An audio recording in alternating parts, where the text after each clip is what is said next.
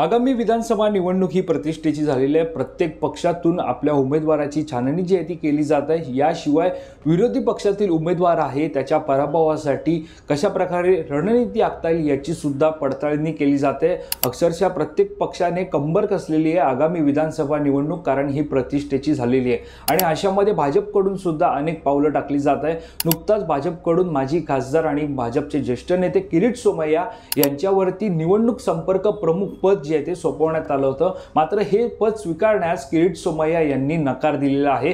त्यांचा नकार हा खरं तर मोठी बातमी जी आहे ती सध्या राज्याच्या राजकारणामध्ये होत आहे, कारण या घटनेमुळे या किरीट सोमय्या यांच्या नकारामुळे कुठेतरी भाजपच्या गोटामध्ये काही हालचाली घडत आहेत का अशा प्रकारचे वृत्त सुद्धा समोर येत आहे। कारण ज्या प्रकारे किरीट सोमय्या यांना दिलेली जबाबदारी त्यांनी नाकारली आहे, यावरून आता चर्चांना सुद्धा उधाण आले आहे। विशेष म्हणजे किरीट सोमय्या यांनी एक पत्र जे आहे ते भाजपचे प्रदेशाध्यक्ष चंद्रशेखर बावनकुळे यांना लिहिलेला आहे आणि या पत्रामध्ये त्यांनी मागील 2019च्या निवडणुकीचा उल्लेख केलेला आहे। तो म्हणजे ज्या प्रकारे भाजप आणि शिवसेना म्हणजे उद्धव ठाकरे आणि देवेंद्र फडणवीस अशा प्रकारची जेव्हा राज्यामध्ये शिवसेना आणि भाजपची युती होती, त्यावेळेला वरळीतील एक पत्रकार परिषदेदरम्यान किरीट सोमय्या यांना अपमानजनक वागणूक जी ती देण्यात आली होती। या पत्रकार परिषदेतून किरीट सोमय्या यांना बाहेर जाण्यास सांगितले होते आणि त्यामुळे कुठेतरी तेव्हाचा उल्लेख जो तो किरीट सोमय्या यांनी आता या पत्रात केलेला आहे आणि या पत्रात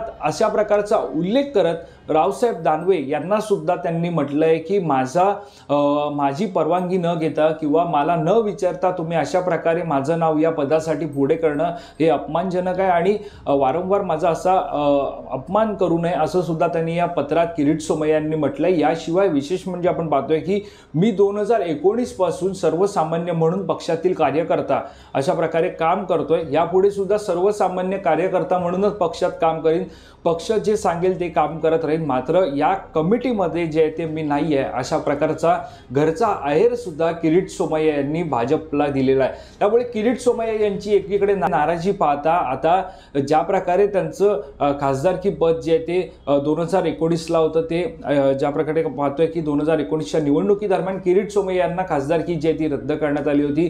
त्याऐवजी आपण पाहतोय मनोज कोटक यांना उमेदवारी देण्यात आली होती। मात्र अशा सगळ्यामध्ये आता पुन्हा एकदा किरीट सोमय्या यांचं राजकीय पुनर्वसन करण्यासाठी भाजपकडून काही हालचाली होतात का या सुद्धा पाहणं महत्त्वाचं ठरणार आहे। मात्र अशा प्रकारे जे पत्र चंद्रशेखर बावनकुळे यांना किरीट सोमय्या देतात त्यावरून कुठेतरी आता भाजपमधील नाराजी जी आहे ती उघड झाली आहे आणि नक्कीच या सगळ्याचा परिणाम आगामी विधानसभा निवडणुकीवरती होणार का हे सुद्धा पाहणं महत्त्वाचं ठरणार आहे। कारण ज्या प्रकारे आपण पाहतोय की किरीट सोमय्या यांचं नाव जर आपण व्यवस्थित मागील